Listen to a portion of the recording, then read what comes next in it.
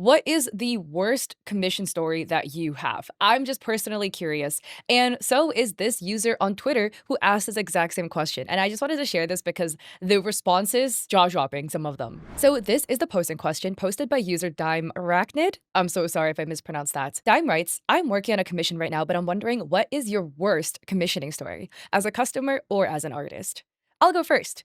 I had to cancel a commission because the customer wanted me to defend them publicly for grooming a teenager for 4 years. What? Dime continues. By the way, they denied that they wanted me to make a post defending them. But what the hell else do you mean when you say, quote, can I have your help? I set NSFW to a 14-year-old, end quote, after seeing me making a post calling out a PDF file. The even crazier part, they shared our call out post on the 14th, at the time 18-year-old to me, that was 400 pages long and was almost entirely text, airing out petty grievances, while the 18-year-old's doc on them was like 20-ish pages, mostly with incriminating screenshots. All in the same week, 3 other people I knew admitted to or were caught sending NSFW to kids, by the way. Is so scuffed. What do you mean the call-out document, the call-out in quotes, right? What do you mean this call-out document, in quotes, was longer than, a fair amount of books on the market, and it's literally just you being egregiously petty and picking on a poor child. The audacity of some people. And I feel so bad for this artist too for being put in such a position because this person's literally admitting a crime to you. What do you do? It puts you in such an awkward spot. A commenter replied, commission an artist, check them once a month, no updates. Quote, yeah, sorry, I needed more money, so I let my friends commission me and did those instead, end quote. No cue list I could see, so I could only guess how big it got. And OP replies, people need to hop on Trello so bad. Dude, that sucks, man. Again, like, I can understand from the perspective of if you're an artist and you need to make money, you gotta do what you gotta do to make money.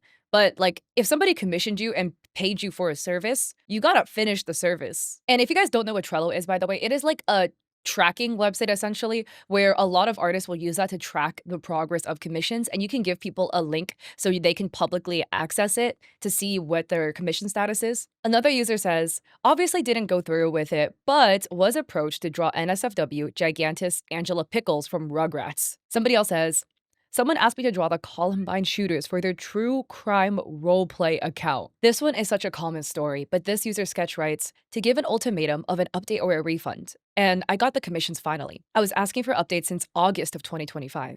And realistically, they only responded to my most recent request because they had to open up for emergency commissions. Great art, but never hiring again. And OP responds, it annoys me so bad when commissioners either don't reply to update the customer until they want to refund or straight up lie about progress. This happens so many times, guys. I've talked about this so much on my YouTube channel, but the amount of times where like the poor client has to threaten a refund, and like nobody wants to be in that position, right? To literally have to like threaten a chargeback to the artist who you commissioned them because you love their art so much, but because it's been like 5.5 months, and if you don't get the, art by the 6-month window, PayPal will not let you charge it back anymore. And again, there are fringe cases where you can't get your money back after 6 months, but it's really difficult to do it. And then it's crazy because once you threaten that call out or you threaten that refund, all of a sudden they finish your art in 2 days. Bam. Another person, Nixia Bell, writes, got to work with a dream artist and ordered 2 separate drawings of 2 OCs because I love their style. Had to wait an entire year for an update.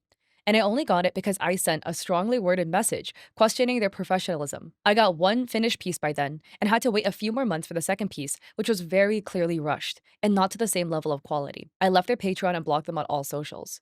Was my first realization that just because an artist is popular, it doesn't mean they're an actual professional where it matters. Truly a shame. That absolutely sucks. It sucks never getting like art in general or having to wait an egregiously long amount of time. But even worse when it is like your dream artist, like you've been fantasizing about receiving art from this person, of your OC, your character, whatever, for so long, you finally get on their wait list and you're able to get a commission and you're like, yes, I can finally get it. Like, I'm so excited to be basically treated as like second class and like, oh, here's like a rush commission, like whatever, right? Like, it just feels so bad. Just because somebody is like a popular artist, again, like exactly like what this person says, doesn't mean they actually have a business acumen, which you would think because they're popular and they've done a lot of work, they probably should have it. But there are cases, and I've talked about it on my channel, where there's like famous popular artists, like expensive commissions, massive backlogs, right? And people who sign up know, they know they're waiting for like a year and they still don't do the work. Like some of these guys 3 years, no update, and they're in Discord laughing about it, being like, ah, ha, been 2 years. They can wait a little longer, hee hee. Another artist writes, it's nowhere near the worst, but the one that sticks with me to this day is one I'm sure many young artists are fooled by at some point. When taking commissions for the first time, somebody wanted me to draw a specific Pokemon in a pink tutu with a polka dotted bikini underneath. I thought it was a cute beachy idea, and I was a young teenager at the time, so I thought nothing of it. The client was even kind and told me to raise my commission prices. Later on, I discovered that this user had a whole secret account that they would repost these images to that made it abundantly clear it was self-enjoyment material. I don't want to yuck someone else's yums, but specifically seeking out a child online to participate unwillingly in your kink is so icky, even if the artwork itself is not spexy on the surface. Lesson learned, I suppose. I never made that specific mistake again. I'm so sorry to this person for unknowingly basically create enjoyment material for somebody else. Look, the thing is, again, I don't want to yuck your yum either, okay? Like, feel free to enjoy whatever you want as long as it's ethical and, not harming other people. But, like, if you know why you're commissioning this, I don't know, enjoy Pokemon and polka dotted bikinis, that's on you, right? But you know what you're gonna enjoy it for. Oh my God, please commission somebody 18 or over who is okay doing NSFW content. Like, I know it's not explicitly R-rated. It's just icky, man. And to commission somebody who's underage to make art like this. Another person wrote, paid $1,500 for a cosplay. Guy had a legitimate business and even worked for Universal Orlando at one point. He gets one bad review and told me his grandpa died and told a previously happy customer he was about to be homeless. Closes everything. I got $400 back, $300 PayPal forced. That sucks. I feel like this is something that we hear a lot too, right? Because sometimes, a bad review or whatever, the artist will start crashing out. It's of course normal to feel some type of way if you receive a bad review. This is something that also on a side note, they always say in the book community, but they say reviews are for readers, not for authors. But that's a whole side thing. But a bad review is gonna happen. It is what it is. All of a sudden, a lot of times after a bad review or somebody comes out about an experience, being like, oh, this person wasn't great with communication. All of a sudden, a slew of tragedies would happen. And then the person would be like, it's not my fault because grandpa died, my dog died, my fish grew 2 legs and ran away from me. Of course, unfortunate circumstances do strike at any time, and that sucks. But conveniently, with a lot of these people, it's always after a bad review happens or something. These are some funny quote retweets that I found, but this person Nugget writes, not the worst, but when I was 13, I had a customer ask me to draw their Sona's feet. So being as dense as I was, I drew a severed foot and still got paid. I'm so dead.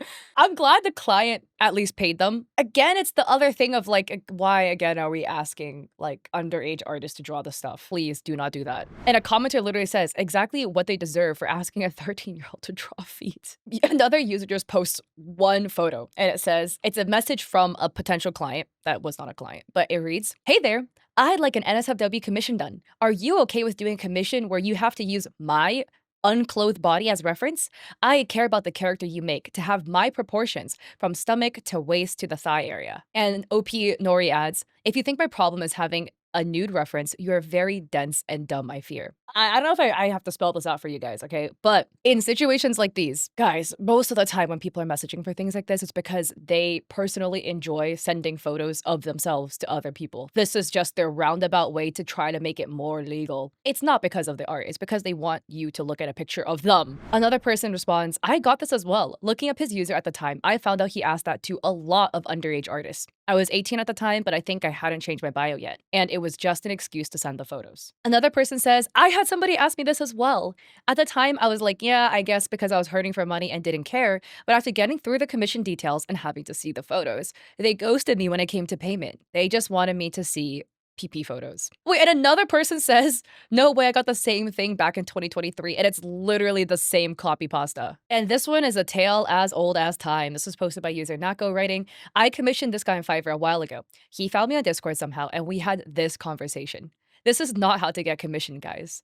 They kept going, by the way. The artist Mogo says, I'm doing great. Did you enjoy our last project? Nako says, yep, I love the logo you made. And Mogo's like, so what's the next plan? And Nako's like, well, I don't need any commissions right now. And the artist is like, why? But I need a commission, Nako. Anything you want to commission me? And Nako's like, no, I don't need a commission right now. And they're like, okay, well, can you tip me? And Nako's like, no. Mogo's like, why? Did you know about VTuber models? Did you have one? And Nako's like, no, but I don't need a commission right now. And Mogo's like, okay, well, just check out my artwork. And they send a photo of a model they've made.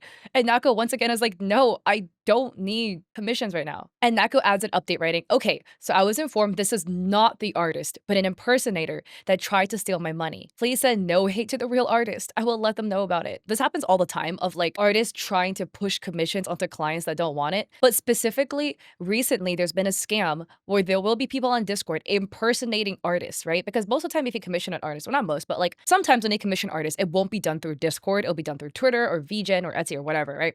Sometimes Discord. So the client, a lot of times, will not have the artist Discord. So then later on, a scammer, using the artist name and logo, will add clients on Discord and they'll spoof the username to make it look really similar. They'll add the client and then they'll try to get another commission out of the client on Discord. This is not the first time we've seen this. Just a huge red flag, man.